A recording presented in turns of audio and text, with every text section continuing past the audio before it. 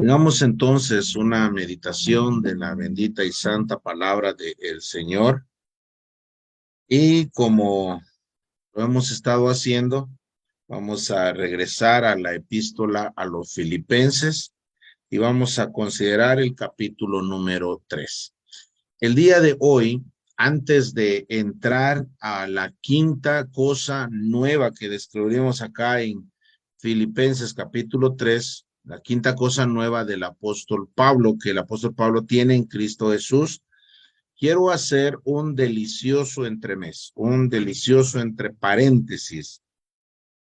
Me he declarado un oportunista, así es de que si encontramos una palabra que merece de tener algún comentario extra, pues no está de más.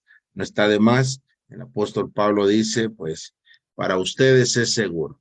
Tal vez ustedes ya están pensando mucha repetición, pero dice el apóstol Pablo, para ustedes es seguro. Leamos la palabra del Señor y descubramos cuál es esa palabra que queremos enfatizar el día de hoy. Dice Filipenses capítulo número 3, versículo 15, dice la palabra de Dios.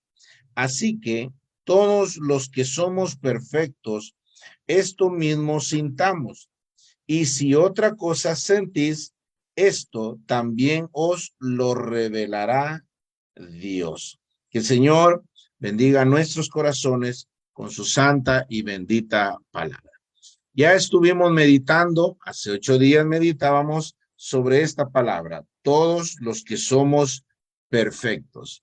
No hay contradicción con lo que dice en el versículo número 12, no que lo haya alcanzado ya, ni que ya sea perfecto. En el versículo 12 dice, yo no soy perfecto, pero en el versículo 15 dice, los que somos perfectos. Ya vimos nosotros a qué se refiere esta expresión. No sea perfecto, la santificación progresiva, y ya somos perfectos aquel que está unido en Cristo Jesús o con Cristo Jesús.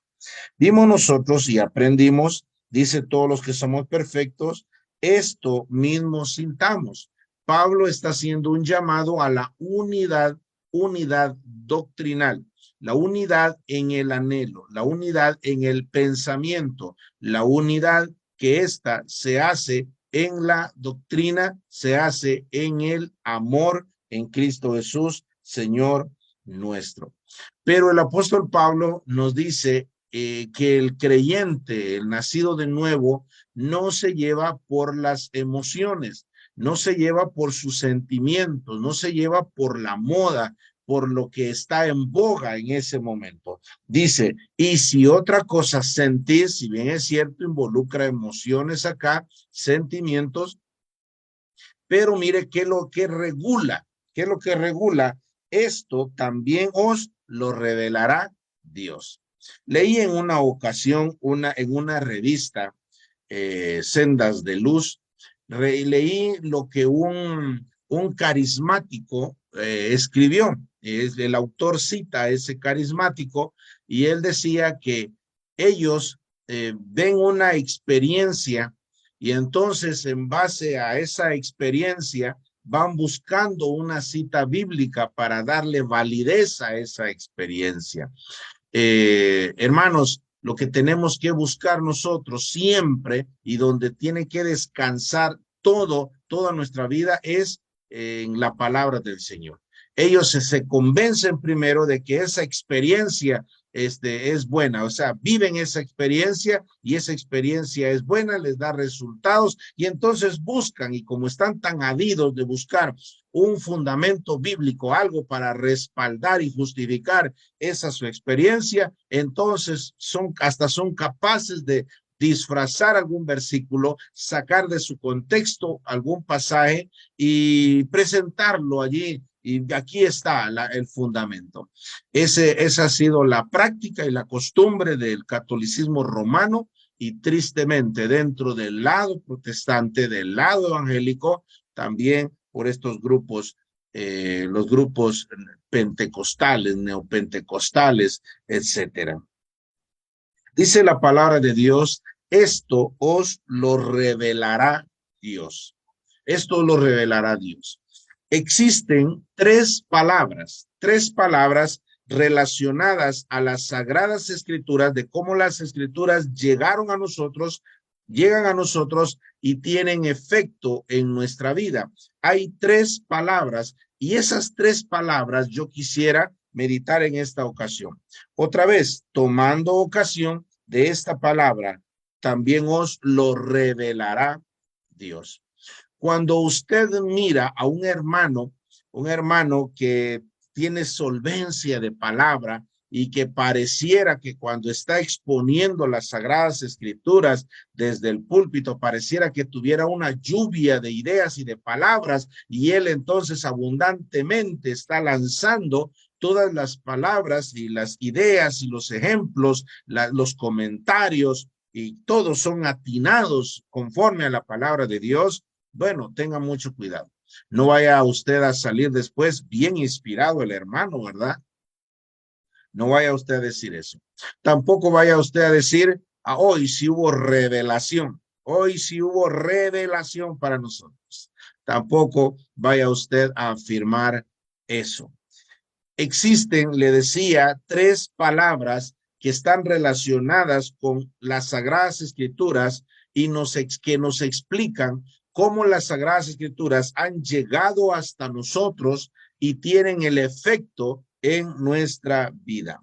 La primera palabra que quiero mencionar es la palabra revelación, que por cierto, esa es la que está acá en nuestro texto. Y si otra cosa sentís, esto también os lo revelará Dios. El apóstol Pablo utiliza esta expresión acá porque en el tiempo en que él escribe la epístola estaba en formación el canon del Nuevo Testamento. Estaba en formación. Al día de hoy nosotros ya no tenemos revelación. La revelación fue dada y ya se dio. Nosotros hoy no tenemos revelación. La inspiración, esa es otra palabra que yo también quiero meditar. No tenemos nosotros inspiración al día de hoy. La inspiración de las Sagradas Escrituras se dio también una vez nada más, cuando se conformó el canon de las Sagradas Escrituras. Y existe otra palabra, y esta otra palabra es la iluminación. La iluminación de las Sagradas Escrituras. Esa palabra es más acertada para que usted y yo la utilicemos en cuanto a las Sagradas Escrituras que llegan a nosotros y tienen el efecto que esperamos nosotros que tenga, como es la transformación de nuestra vida conforme a la imagen de su Hijo Jesucristo, que nos enseñen a amar a Dios y a temer a Dios, que es el fin último de las Sagradas Escrituras. La palabra revelación. Existen dos tipos de revelación, y está la revelación general, algunos también le denominan la revelación natural de Dios, la natural de Dios. Y es que Dios en su naturaleza, por eso la revelación natural de Dios, Dios en su naturaleza decide revelar y plasmar en el cosmos, en la naturaleza, en todo lo que nosotros vemos, todo lo creado, incluso nosotros mismos, Dios ha dejado su sello ahí. Él ha dejado su ADN, por así decirlo. Dios es el autor de todo eso y allí está reflejada la gloria del Señor. Pasemos, por favor, a Romanos capítulo número 1. Romanos capítulo número 1. Le voy a leer el versículo 18. Todo el capítulo 1, vea usted, es bien interesante, todo el capítulo 1 de Romanos, y usted ahí va a entender por qué todo el caos que está hoy en día. ¿Cree usted que ese movimiento LGTBQ y más es nuevo? Pues no es nuevo, eso viene, y todo eso viene porque el hombre decide abandonar a Dios, no tomar en cuenta a Dios, y entonces Dios en un acto sentencia judicial abandona al hombre a sus concupiscencias a sus pasiones. Pero dice la palabra de Dios, porque la ira de Dios se revela desde el cielo contra toda impiedad e injusticia de los hombres que detienen con injusticia la verdad. Porque lo que de Dios se conoce les es manifiesto, pues Dios se lo manifestó, Dios se lo reveló. Porque las cosas invisibles de él, su eterno poder y deidad, se hacen claramente visibles desde la creación del mundo, siendo entendidas por medio de las cosas hechas, de modo que no tienen excusa. Mire, ¿qué es lo que el hombre hizo y por qué todo el caos que vemos hoy? Pues habiendo conocido a Dios, no le glorificaron como a Dios, ni le dieron gracias, sino que se envanecieron en sus razonamientos y su necio corazón fue entenebrecido.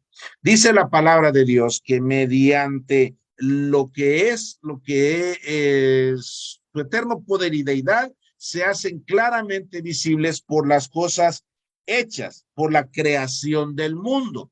Y entonces aquí dice que el Señor revela su carácter, plasma allí el Señor la autoría. Todo esto, todo lo que nosotros vemos nosotros que hay un autor, pero el hombre dice que conoció a Dios, es decir, entendió, percibió el hombre, percibió y entendió Dios, el hombre, que existía alguien, una mano inteligente, una inteligencia superior para hacer todo eso, y entonces dice que ellos no le glorificaron. A pesar de conocer a Dios por la naturaleza, no le glorificaron como a Dios, ni le dieron gracias, sino que se envanecieron en sus razonamientos y su necio corazón fue entenebrecido. Llegar a punto de profesar ser sabios, entonces ellos se hicieron necios. Existe otro pasaje y esto se encuentra en el Antiguo Testamento. Le voy a leer Romanos capítulo número 8. En Romanos 24:1 leemos nosotros: de Jehová es la tierra y su plenitud, el mundo y lo que en él habita. Pero dice el Salmo 8:1: Jehová, Señor nuestro, cuán glorioso es tu nombre en toda la tierra. Oiga esto: has puesto tu gloria sobre los cielos. Le voy a seguir leyendo el versículo 2. Dice: has puesto tu gloria sobre los cielos. De la boca de los niños y de los que maman fundaste la fortaleza a causa de tus enemigos, para hacer callar al enemigo y al vengativo. Dice el salmista David, dice: cuando veo tus cielos, obra de tus dedos, la luna y las estrellas que tú formaste, digo, ¿qué es el hombre para que tengas de él memoria? Y el hijo del hombre para que lo visites. Dice la palabra del Señor que el Señor puso su gloria sobre los cielos. Y es por eso que el salmista pregunta: cuando veo tus cielos, obra de tus dedos, la luna y las estrellas que tú formaste, David está estupefacto, David está admirado. De verdad, hermanos, se necesita mucho más fe, creer en una explosión, creer en el Big Bang, creer que en la evolución. Se necesita de mucho más fe, creer en esas cosas, que creer en la creación hecha por Dios mismo de todas las cosas. Pero la naturaleza, hermanos, no tiene el poder suficiente, o no tiene el poder para transformar al hombre. El hombre llega a tener un conocimiento de Dios. El problema del hombre es que el hombre no reconoció a Dios, sino que él se quedó nada más con el vislumbre nada más. El conocimiento empírico es bueno. Las abuelitas venían y decían, las abuelitas, bueno, cuando alguien tenía algún dolor de estómago, bueno, dele un té de limón, por decirle algo. Pélele unas cascaritas de limón, lo pone a hervir. Bueno, ¿quién se los enseñó a ellas? ¿Quién se los dijo a ellas? Pues ellas, tras la observancia. Ese es el conocimiento empírico. el conocimiento empírico tras la observancia, y luego se dieron cuenta que eso funcionaba de esta forma y es como ellos lo fueron practicando. El conocimiento empírico es bueno, es excelente cuando dejamos que fluya, cuando tiene su curso normal, cuando no tiene su curso normal en el ser humano, y el ser humano se queda con ese conocimiento y no le da gloria a Dios, al que está detrás de toda la naturaleza. Eso es un tropezadero para el hombre, porque el hombre, observar el sol, eso es bueno. El tomarse su baño de sol, dice, eso es bueno. A los niños les aconsejan que antes de las 7, 8 de la mañana les salgan las madres a ponerlos debajo del sol. Todo eso es bueno, pero ya esa madre adorar al sol y decirle, oh Señor sol mío, y Dios mío, y adorar al sol, adorar a la luna, adorar a las estrellas, adorar a todo eso. Y ese fue el problema del ser humano, que toda la creación llegó a ser tropezadero para el ser humano. Lo que pasa, y ahí encontramos algo, lo que pasa es de que la naturaleza no tiene el poder suficiente para transformar al hombre. No tiene el poder suficiente para transformar al hombre. Revela, testifica de que hay un autor y su autor es Dios. Testifica de eso, pero no tiene todo el poder, o mejor dicho, no tiene el poder para transformar al hombre. Y es por eso que se da la otra revelación. Dice, bueno, entonces una primera revelación es la revelación general de Dios o la revelación natural de Dios, que es que el Señor se da a conocer en la naturaleza, es decir, plasma su firma en la naturaleza. Pero nosotros tenemos el otro tipo de revelación, y es la revelación especial de Dios. La revelación especial de Dios es el acto, podríamos definirlo como el acto soberano de Dios por medio del cual Él decide de manera especial revelarse al hombre. Si no va a revelar el todo de Dios para el hombre, pero sí va a revelar su carácter, lo va a hacer, va a servir, va a ser el todo del hombre para que el hombre vuelva al Señor, para que el hombre aprenda a amar y a respetar y a honrar al Señor, aprenda a temer al Señor. La revelación especial entonces es el acto soberano de Dios por medio del cual Dios decide revelarse al hombre de una manera especial, para el hombre, para que el hombre tenga todo lo necesario para volver al Señor, para regresar al Señor. Ya le había leído en Filipenses capítulo 3, versículo 15, que nos dice, y si otra cosa sentís, esto lo revelará Dios. Esa revelación especial de Dios son las sagradas escrituras, es la sagrada Biblia, la palabra del Señor. Quiero leerle en Primera a los Corintios. Voy a leer primero este pasaje. Primera a los Corintios. Voy a leer el capítulo número 14. Primera a los Corintios, capítulo número 14. El contexto es de los que hablan en la congregación. Los que hablan en la congregación. Y ahí en aquel tiempo eran los profetas los que hablaban en lenguas. Dice la palabra del Señor. Y si algo le fuere revelado a otro que estuviere sentado, calle el primero. Le voy a leer el contexto. Asimismo, los profetas hablen 2 o 3 y los demás juzguen. Y si algo le fuere revelado a otro, ¿a quién otro? A otro profeta que estuviere sentado, calle el primero, porque podéis profetizar todos uno por uno, para que todos aprendan y todos sean exhortados. El apóstol Pablo está dando el orden de un culto de la iglesia del primer siglo. Y dice que podían predicar o profetizar dos o tres profetas. Pero si mientras uno estaba profetizando, daba su profecía, terminando, dice, se le revela a otro. Hay una revelación a otro.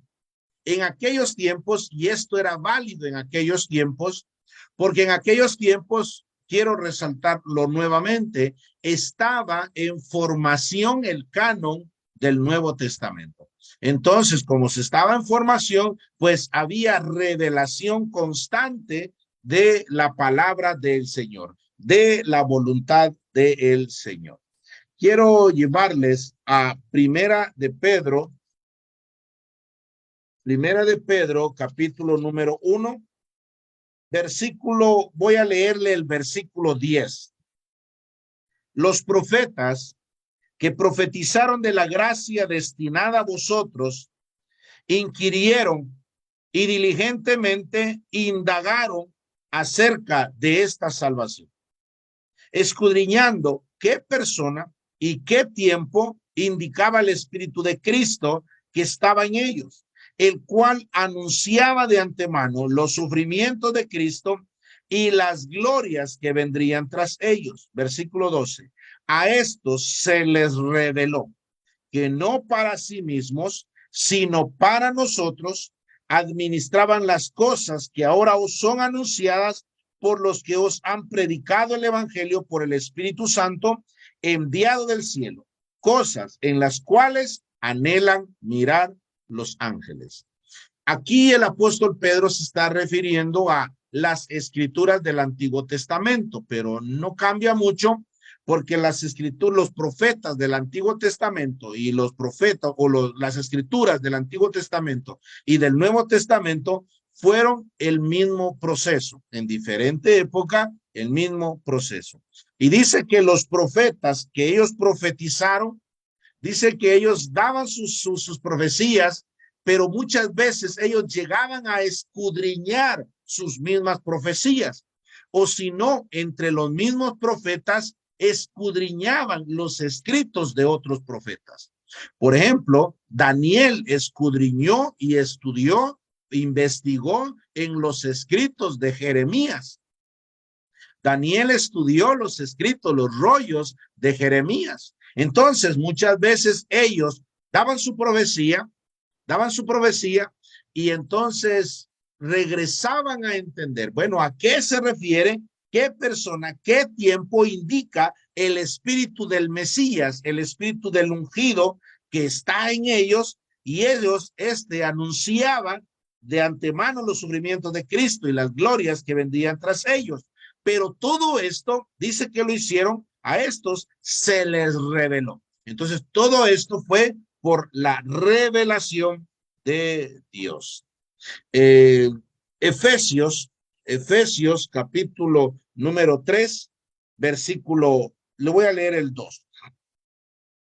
Si es que habéis oído de la administración de la gracia de Dios que me fue dada para con vosotros, oiga, que por revelación me fue declarado el misterio como antes lo he escrito brevemente. Y Gálatas, la epístola a los Gálatas, le voy a leer el capítulo número 1.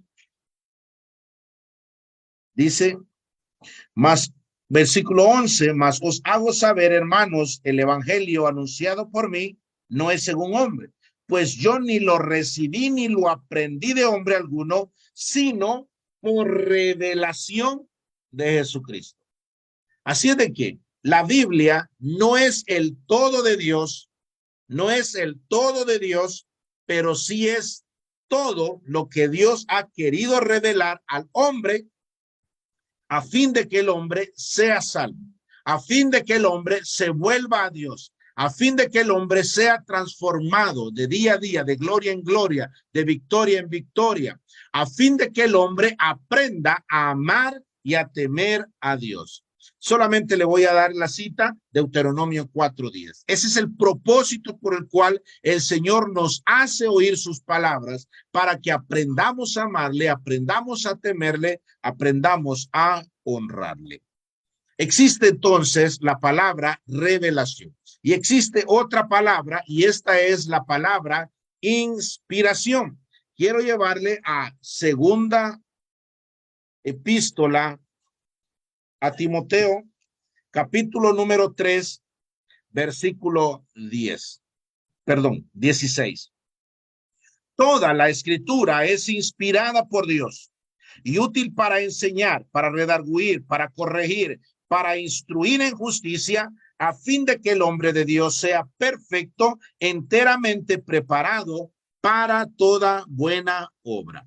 La inspiración de las Sagradas Escrituras es el acto soberano de Dios, por medio del cual Dios dicta a sus siervos, los profetas, lo que él quiere revelar al hombre.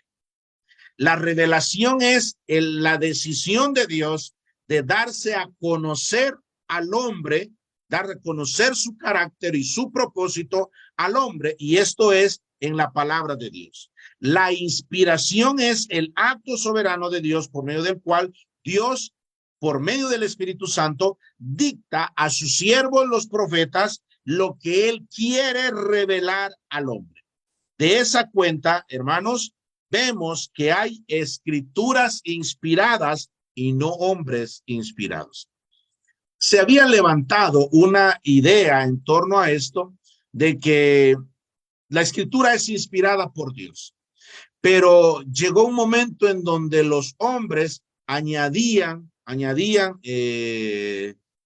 sus ideas. Entonces decían ellos, eso sí no es palabra de Dios. Pero el problema sería, ¿cuál de esa epístola, cuál de ese evangelio, qué parte es lo que ellos añadieron y qué es lo que ellos no añadieron? Hermanos amados, lo que ha reconocido la iglesia históricamente es que hay escrituras inspiradas y no hombres inspirados. Las escrituras fueron inspiradas. Otra cosa que quiero resaltar es que no significa que el Espíritu Santo anulaba la personalidad, la experiencia del individuo o el contexto del individuo. Al contrario, el Espíritu Santo utilizaba su experiencia, su estilo, su contexto, su propio vocabulario para hablar. De esa cuenta vemos nosotros a un Santiago que es un poco más rústico para escribir que el apóstol Pablo, que es un poco más elocuente. Al menos lo notamos en la epístola a los Romanos y a los Efesios, en donde es un poco más elocuente el apóstol Pablo. ¿Por qué? Porque está plasmada la idea, la personalidad del individuo a quien el Espíritu Santo estaba inspirando las Sagradas Escrituras. Lo que significa la inspiración, hermanos, es que el Espíritu Santo les decía, les dictaba específicamente y exactamente lo que él quería que quedase plasmado en las Escrituras. Esta palabra, 2 Timoteo 3:16, toda la Escritura es inspirada por Dios. Literalmente significa que es exhalada, que es soplada. De hecho, es la misma palabra para aliento, para soplo. Bien, podríamos decir que las Sagradas Escrituras es el aliento de Dios, es el soplo de Dios. A esto se refiere la palabra inspiración. Dice que el Señor Jesucristo le dijo a sus discípulos que cuando venga el Espíritu Santo, Él les iba a guiar a toda verdad. Él les iba a guiar a toda verdad. Y dice que Él tomará de lo mío y les habría de guiar a toda verdad. Y existe una tercer palabra, y esta otra palabra es la iluminación de las Sagradas Escrituras. Y esto sí, amados hermanos, ya es específicamente para nosotros. Habíamos mencionado la revelación, No podemos nosotros decir cuando este hermano es bastante elocuente, uy, hoy sí hubo revelación en el culto. También es un error y tampoco debemos nosotros decir cuando ese hermano es elocuente, bastante escritural el hermano, bueno, este hermano sí está bien inspirado. No, es un error decir eso. Lo que nosotros tenemos el día de hoy, hermanos, es la iluminación de la palabra del Señor. Ya vamos a ir finalizando. El Salmo número 18, quiero leerle. El Salmo número 18. Dice el versículo 28. Tú encenderás mi lámpara, Jehová Dios alumbra mis tinieblas. Dice, alumbra Dios mío, alúmbranos a nosotros. El Salmo número 36. El Salmo número 36, el versículo 9. Porque contigo está el manantial de la vida. En tu luz veremos la luz. Léase, por favor, todo el Salmo 119. Todo el Salmo 119. Y ponga mucha atención en el versículo 18, versículo 73 y el versículo 130. Ahorita quiero leerle la epístola a los Efesios. Ya leímos ahí, pero para demostrar sobre la revelación. Ahorita vamos a leer para la iluminación. Efesios capítulo 3, le voy a leer el versículo número 3 y 4. Que por revelación me fue declarado el misterio, como antes lo he escrito brevemente, leyendo lo cual podéis entender cuál sea mi conocimiento en el misterio de Cristo. Y capítulo número 1, versículos 17 y 18. Para que el Dios de nuestro Señor Jesucristo, el Padre de gloria, os dé espíritu de sabiduría y de revelación en el conocimiento de él. Oiga esto, después de la revelación en el conocimiento de él, alumbrando los ojos de vuestro entendimiento para que sepáis cuál es la esperanza a que él los ha llamado y cuál es la riqueza de la gloria de su herencia en los santos. Dice la palabra del Señor que él estaba orando para que el Señor alumbre por la revelación en el conocimiento de él, alumbre los ojos de nuestro entendimiento. Ay, hermano, el misterio, ¿cómo no el apóstol Pablo? Pablo, las revelaciones que tenía un conocimiento profundo de los misterios. Nosotros también lo podemos tener. Usted y yo también podemos tener esa bendición. ¿Cómo lo vamos a tener? Lo dice la palabra de Dios. Y esta es la iluminación. Leyendo lo cual podéis entender cuál sea mi conocimiento en el misterio de Cristo. Entonces, el conocimiento que Pablo tenía en los misterios que le fueron revelados a él e inspirados por el Espíritu Santo, usted y yo también podemos tenerlo mediante la iluminación. ¿Qué tenemos que hacer nosotros? Leyendo lo cual podemos entender el conocimiento en el misterio de Cristo. Haga lo que le corresponde hacer y le aseguro, el Señor mediante su Santo Espíritu hará perfectamente lo que a él le corresponde hacer. En cuanto al conocimiento de los misterios del Señor Jesucristo, ¿qué es lo que tenemos que hacer nosotros? Ya nos lo dice el apóstol, leyendo lo cual. Leamos la revelación, leamos lo que ya el Señor inspiró, leamos las sagradas escrituras. ¿Y qué es lo que hace Dios? Iluminarnos con su palabra, iluminarnos con su palabra, porque en tu luz hemos de ver la luz. Y de esa cuenta, hermanos amados, nosotros vamos a tener un entendimiento y vamos a saber cuál es la esperanza a que Él nos ha llamado, cuáles son las riquezas de la gloria de la herencia en los santos. Así de que podemos tener ese conocimiento. Le repito nuevamente, me he declarado un oportunista y encontramos en nuestra meditación de Filipenses la palabra revelación. Y queríamos hacer entre paréntesis de estas 3 palabras relacionadas a las Sagradas Escrituras y de cómo llegó hasta nosotros la revelación, la inspiración y la iluminación de la palabra del Señor. Quedémonos acá. En una próxima entrega vamos a entrar a la 5ª cosa nueva que el apóstol Pablo encuentra en Cristo Jesús. Por el momento, que el Señor nos siga bendiciendo por medio de su santa y bendita palabra. Amén.